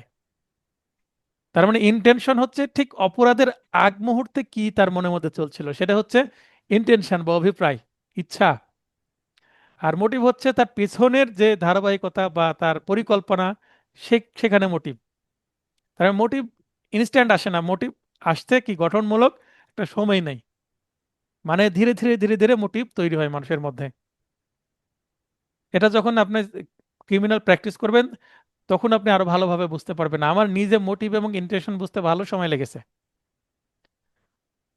যেহেতু আচ্ছা আকস্মিক কলহ, বিবাদ বা হয়তো ঝগড়া বা সাডেন কোয়ারেল এর ফলে ক্রোধে পূর্ব পরিকল্পনা ছাড়া ঘটনাটি ঘটেছে, তার মানে এখানে আমি স্ত্রীকে মানুষ কখন মারে? রাগ উঠলেই তো মারে, তাই না? জি বা ঝগড়ার সময় মারে। তাহলে পেনাল কোডের ৩০০ ধারার বিধান মতে ঘটনাটিতে খুনের যথাযথ উপাদান নেই, তার মানে এটাকে আমি ৩০২ ধারাতে রাখতেই দেব না। এটা আমার আমার ডিফেন্স পয়েন্ট। জি কোনো ডিফেন্স লয়ারের কাজ হচ্ছে মামলার তার ডিফেন্স কি হবে সেটা বোঝা। তো আমার এই আর্গুমেন্টের ডিফেন্স কি, আমি ৩০২ ধারাকে ভ্যালিড করতেই দিব না। প্রয়োজনে ৩০৪-এ চলে যাক, আসামি কম সাজা পাবে, বা রাইট জি অফ প্রাইভেট ডিফেন্সে চলে যাক, তাই না? জি বা বলবো যে এখানে এই স্ত্রী আমাকে আঘাত করার চেষ্টা করছিল, তাই নিজেকে বাঁচাতে গিয়ে আমি স্ত্রীকে আঘাত করেছি, স্ত্রীর হাতে ধারালো অস্ত্র ছিল। এভাবে তো বানিয়ে বলতেই পারি সাফাই সাক্ষীর সময়, তাই না? জি জি সেহেতু এর বিরুদ্ধে ৩০২ ধারায় খুনের অভিযোগ গঠন করা হয়নি, মানে ৩০২-কে বারবার আমি কিনে আসছি, রিপিট করছি। যেহেতু আঘাতের ১৪ দিন পর সি মারা যায়, এখানে ১৪ দিন উল্লেখ আছে না প্রশ্নে? জি ১৪ দিন আছে, তাহলে ১৪ দিনের মধ্যে তো কি করতে পারতো? বিচার মানে চিকিৎসা যে মা যে মা সে তো চিকিৎসা করতে পারতো, হয়তো অ্যারেস্ট হয়ে স্বামী কোথায় আছে, জেলখানে আছে, কিন্তু মা কেন তার বিচার করলো মানে চিকিৎসা করলো না? তাহলে মায়েরও দোষ আছে, তাই না? জি জি যা এবং এটিও মারা যায়, এটা হবে মারা যায়, হ্যাঁ, যাই জি বানানটা ঠিক করে নেবেন, মারা যায়। ওটা মুখস্থ হবে। এবং এটাও প্রমাণিত হয় যে যথাযথ চিকিৎসা পেলে হয়তোবা সি বেঁচে যেতে পারতো, সেহেতু উক্ত ঘটনার পেনাল করে 304A, দেখেন আমি 304 না, 304 হচ্ছে অবহেলা, নেগলিজেন্স। আসছিল না আপনাদের এবার 12 তারিখের জি প্রশ্নে? জি জি স্যার। ধারায় অবহেলার ফলে মৃত্যুর জন্য অভিযোগ গঠন করে আসামি এইচকে লঘু দণ্ড দেওয়া যেতে পারে। তাহলে 304-এ যদি চলে আসে তাহলে সাজা তো 7 বছর চলে আসবে ম্যাক্সিমাম। তাহলে কোথায় ফাঁসি হচ্ছিল 302-এ আর কোথায় 7 বছর?